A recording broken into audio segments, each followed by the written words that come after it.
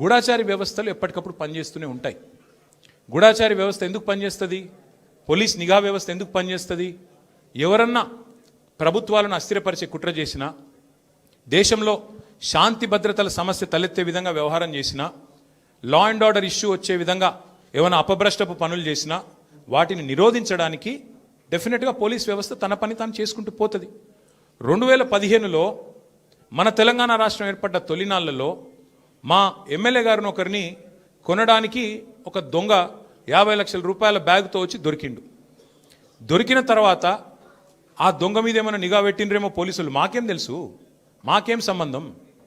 పోలీసులు దొంగలు, వాళ్ళకు సంబంధం ఉంటుంది. మాకేం సంబంధం మధ్యలో రాజకీయ నాయకత్వానికి? ఇవాళ వాస్తవం ఏంది? 2015లో ఏ దొంగనైతే దొరికిండో 50 లక్షల రూపాయలతో అడ్డంగా రాష్ట్రం మొత్తం చూస్తుండగా ఆ దొంగ ముఖ్యమంత్రి అయి కూర్చున్నాడు. ఆ దొంగకి ఏమనిపిస్తున్నది?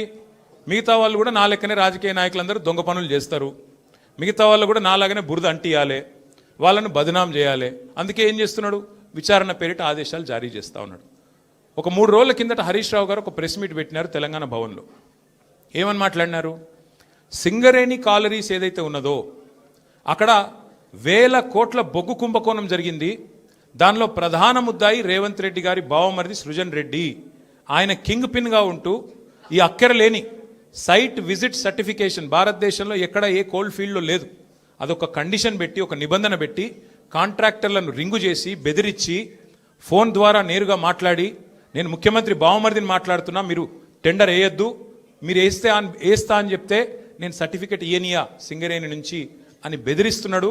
బెదిరించి ఈ మొత్తం స్కామ్ చేసింది రేవంత్ రెడ్డి గారి బావమరిది అని హరీష్ రావు గారు ఆధారాలతో సహా, ఎట్లా మా గవర్నమెంట్లో మైనస్ టెండర్లు పోతుండే, ఎట్లా కాంగ్రెస్ రాగానే ఈ నిబంధన పెట్టడం వల్ల +22% +14% టెండర్లు ఎట్లా పోతున్నాయి, ప్రజాధనం ఎట్లా కొల్లగొడుతున్నారు, సింగరేణితో ముఖ్యమంత్రి గారు ఎట్లా ఫుట్బాల్ ఆడుతున్నారు, సింగరేణి సంస్థని తన కామధేనువుగా ఎట్లా మార్చుకున్నారు, ఇవన్నీ వివరంగా చెప్పినారు. ఉదయం చెప్పంగానే సాయంత్రం వరకు మేము ఎదురు చూస్తూ ఉన్నాం. ఎవరన్నా ఒక మంత్రి, ఎవరన్నా ఒక బాధ్యుడు స్పందిస్తాడేమో. పోనీ కేంద్ర బొగ్గు శాఖ మంత్రి మన రాష్ట్రం నుంచే ఉన్నాడు కిషన్ రెడ్డి గారు. వారి ప్రభుత్వానికి కూడా సింగరేణిలో 49% వాటా ఉంది. కనీసం ఆయనన్నా, మరి కేంద్ర బొగ్గు మంత్రి కాబట్టి ఆయనన్నా స్పందిస్తాడేమో, ఈ దొంగలను పట్టుకుంటాడేమో. మోడీ గారు ఊకు అంటుంటారు కాంగ్రెస్ అంటేనే స్కామ్ గ్రేస్ అని. మరి మోడీ గారి ప్రభుత్వం ఏమైనా స్పందిస్తుందేమో అని చూసినాం. కానీ సాయంత్రం వరకు ఏం చేస్తారు? హరీష్ రావు గారికి సిట్ నోటీస్. అది అయిపోయింది. అదో డ్రామా ఒక రోజంతా నడిపిండ్రు. హరీష్ రావు గారు లోపల పోయినరు, ఉల్టా క్వశ్చన్లు వాళ్ళనే అడిగిండు, వాళ్ళకి ఏం చెప్పాలన్నా తెలియలేదు, నీళ్ళు నమ్మలేరు, అయిపోయింది. ఇప్పుడు మళ్ళా ఇక డైలీ సీరియల్, అదే సీరియల్ ఉంటుంది కార్తీక దీపం అని, అది మనసు మమత, ఆ టైప్లో మళ్ళీ ఈరోజు నాకు, రేపు ఎల్లుండి ఇంకొకరికి. ఇది ఒక టైంపాస్ ప్రోగ్రాం తప్ప ఇలా అయ్యేది ఏమీ లేదు, వచ్చేది ఏమీ లేదు. మా సోదరులు వాలంటరీ రిటైర్మెంట్ తీసుకున్న additional director general of police RS Praveen గారు మిగతా విషయాలు మీకు అన్నీ చెప్తారు, నేను ఎక్కువ చెప్పా. ఎందుకంటే వారు ఇటున్నారు, వారు అన్ని విషయాలు వారు వివరంగా చెప్తారు. ఎందుకంటే వారు గతంలో ఐపీఎస్ ఆఫీసర్గా పనిచేసినారు, వారి తర్వాత ప్రెస్ మీట్ పెట్టి అన్నీ చెప్తారు. కానీ ఒకటి మాత్రం వాస్తవం, ఇవాళ రేవంత్ రెడ్డి గారు ఆయన దొంగ కాబట్టి, అడ్డంగా దొరికిన దొంగ కాబట్టి, ఇంకా దొంగ పనులు చేస్తూనే ఉన్నాడు కాబట్టి, అదేదో సినిమాలో బ్రహ్మానందం గారు దొంగ ఉంటాడు, ఉరుకురికి దొరికిపోతుంటాడు, అట్లాగే ఈయన కూడా ఈయన స్పెషాలిటీ ఏంటంటే ఉరికి దొరికిపోతాడు. ఉత్తాయన సింగరేణిలో దొరుకుతాడు, మూసీలో దొరుకుతాడు, హైడ్రాలో దొరుకుతాడు, ఎక్కడ పడితే అక్కడ దొరికిపోతాడు. హిల్ట్ కుంభకోణంలో దొరుకుతాడు, లగచర్లలో దొరికిపోతాడు. దొంగ ఫాస్ట్గా దొరికిపోవడం రేవంత్ రెడ్డి గారి స్పెషాలిటీ. ఇంకా విచిత్రం ఏంటంటే ఇవాళ ఒక దొంగ లేడు ఈ రాష్ట్రంలో, దండుపాలెం ముఠా ఉంది. ఈరోజు క్యాబినెట్ ఎవరిది వాళ్ళు అందిన కాడికి దోచుకోనే స్కీమ్లో భాగంగా ఈరోజు వాళ్ళు దోచుకుంటా ఉన్నారు. ఆ దోపిడీని మేము బయట పెడుతుంటే వాళ్ళకి ఎక్కడ లేని మంట వస్తున్నది మా మీద. మాకేం ఫరక్ పడది. మీకు తెలియదు కానీ మీడియా వాళ్ళు మీరు కూడా మాకు తెలియకుండానే సాయం చేస్తున్నారు.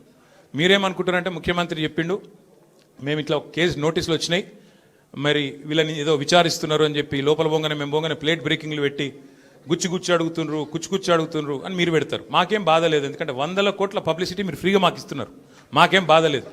తప్పు చేసినోడు భయపడతాడు, తప్పు చేయనోళ్ళు ఎవరికి భయపడాడు. రేవంత్ రెడ్డి కాదు, వాని జేజమ్మకు కూడా భయపడే సమస్య లేదు.